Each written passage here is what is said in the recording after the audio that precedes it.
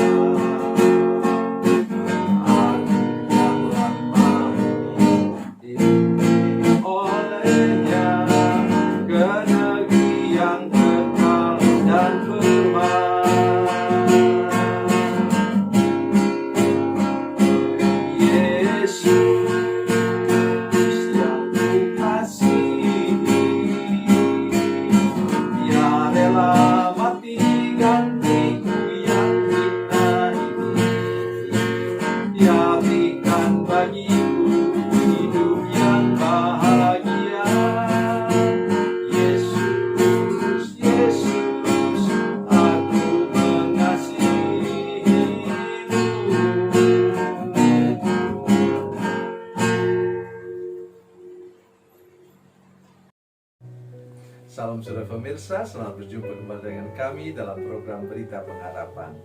Dan sekali ini saya ingin mengajak saudara-saudara sekalian untuk sesuatu yang berbeda sekali dengan pesan selama ini yang saya sampaikan, yaitu orang percaya harus berperan dalam kehidupan lingkungannya masing-masing.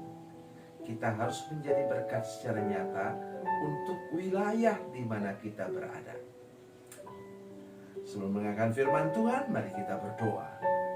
Bapa, dalam nama Yesus, kami mendengarkan firman Tuhan yang luar biasa hari ini, yang mendorong kami untuk ikut bersama-sama melakukan hal-hal yang nyata bagi lingkungan kami, bagi kota kami, bagi wilayah kami.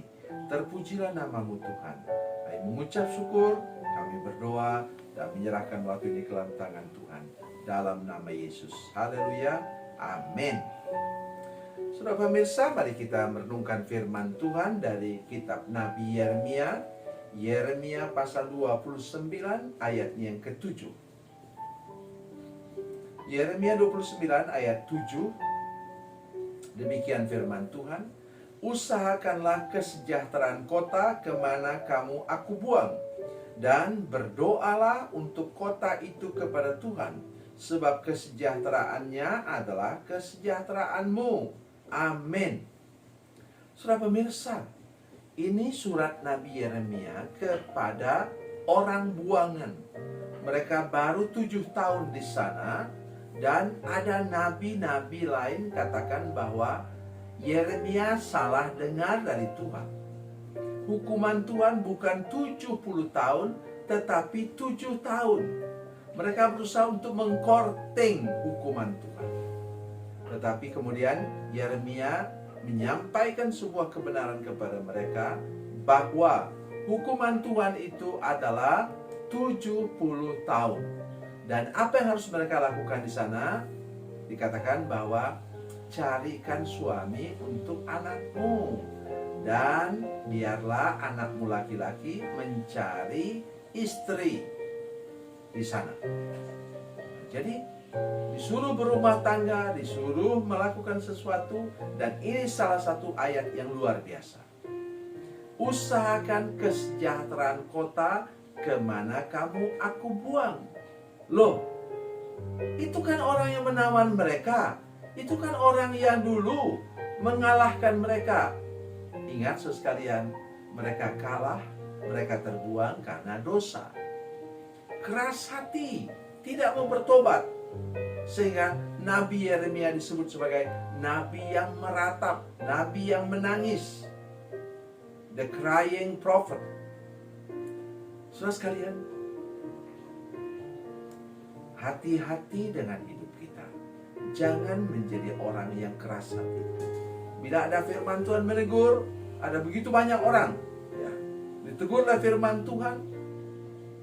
Katakanlah misalnya, yang saya sering khotbahkan ialah mengatakan kepada orang supaya berhenti merokok. Kenapa saya katakan berhenti merokok? Karena dampak rokok itu, saudara sekalian, saya sudah mendoakan begitu banyak orang yang kena kanker paru-paru sampai meninggal. Oleh karena itu saya berjuang supaya jangan sampai jemaat saya sendiri kena dampak seperti itu. Tetapi kalau sudah mendengar begitu, beberapa jemaat kemudian bilang, ini terakhir saya ke gereja ini. Setiap kali saya hadir, itu senior pastor pasti menyampaikan tentang larangan merokok. Ya, saya tidak bisa menghambat saudara kalau saudara mau pergi ke tempat lain. Tetapi pesannya adalah, bila Tuhan menegur kita seperti Daud dong. Tegurlah Nabi Nathan. Oh saudara sekalian, Daud itu raja. Pada waktu itu dia sudah tua, sudah memerintah sudah berapa puluh tahun. Ditegurlah Nabi Nathan, dia bisa saja bilang begini, hei, saya ini raja.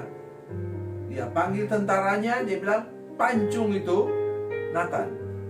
Tapi dia tidak buat begitu.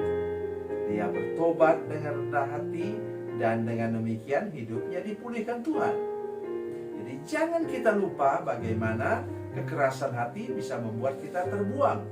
Mungkin bukan terbuang secara fisik, tetapi keuangan kita terbuang, rumah tangga kita terbuang, kesehatan kita terbuang, karena kita tidak mau ditegur oleh Tuhan.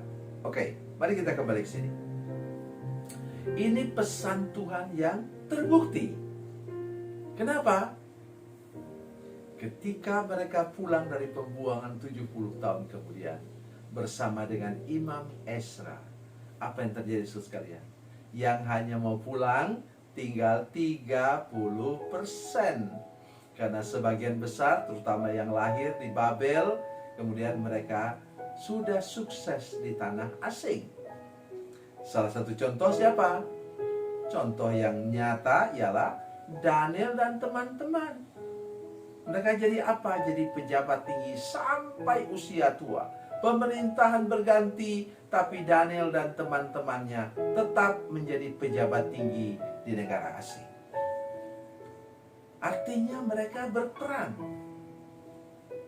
Lalu kami berdoa, ucapkan iman di gereja kami di Batam. Kami ucapkan, ya, kita akan menerima kota-kota yang tidak kita dirikan. Itu kan ada ayat firman Tuhan dalam Ulangan dan dalam Yosua. Ada yang bilang kepada saya begini, iya Pak, kalau rumah sih iya, tapi kota bagaimana? Saya katakan, cucu-cucu saya ini nanti satu kali kelak ada yang menjadi wali kota. Sudah masih dengar saya? Ya, dengar baik apa yang saya katakan ini. Kita beriman seperti kepada Daniel dan teman-temannya, yang kemudian justru menjadi pejabat tinggi di negara asing tempat mereka dibuang. Dalam skala kecil, tingkat RT, RW, kelurahan, mari kita belajar bersama-sama untuk merawat lingkungan, berperan serta mungkin juga jadi ketua RT. Kami punya anggota jemaat yang menjadi ketua RT. Ya, di lingkungannya dia berperan menjadi alat Tuhan untuk mengurus KTP orang dan lain-lain. Itu sudah satu bagian di mana kita menjadi berkat. Jangan kita menjadi kutuk di daerah di mana kita tinggal. Pelihara hidup kita, pelihara rekam jejak kita di tempat itu, sehingga kita bisa menjadi berkat seperti Daniel dan teman-temannya. Hari ini saya ingin membukakan wawasan kepada saudara-saudara sekalian. Ya, saya tidak bermaksud kemudian para pendeta kemudian menjadi pejabat. Ya, kalau Tuhan izinkan, ya puji Tuhan. Tetapi maksud saya ialah saya ingin menolong kita semua hari ini untuk mulai berperan, mulai dari lingkungan, menjaga lingkungan, menanam pohon bila kita punya halaman, bila kita punya tanah yang cukup yang di sekitar rumah kita. Ini terutama untuk saudara-saudara yang punya tanah agak luas di mana di kampung halaman saudara sekalian. Jadi sekarang saya ingin mengajak kita semua untuk sadar benar bahwa Tuhanlah yang memerintahkan kita. Kita bukan di tempat pembuangan, kita di tanah air yang tercinta ini. Oleh karena itu, lebih lagi kita harus taat akan firman Tuhan seperti ini, untuk berperan serta menjaga lingkungan hidup kita, melestarikannya, dan menjaga hubungan baik dengan semua pihak di tempat di mana Tuhan menempatkan kita, di mana kita berada dan berusaha. Tuhan Yesus memberkati, Tuhan Yesus baik. Mari kita berdoa. Bapa, dalam nama Yesus, terima kasih banyak untuk kasih dan anugerah Tuhan kepada kami. Kami tinggal di negara kami sendiri, di hidup merdeka dan bebas di sini. Karena itu kami harus lebih lagi menjadi berkat di lingkungan di mana kami berada. Dan bila Tuhan mengizinkan, kalau kami diberi kesempatan seperti Daniel dan teman-teman untuk menjadi pejabat di tempat di mana kami tinggal, di mana kami berperan, kami berdoa dalam nama Yesus, tolong kami semua untuk menampilkan citra Kristus, kasih Kristus di lingkungan hidup di mana kami berada. Terima kasih Tuhan, dalam nama Yesus. Haleluya. Amin.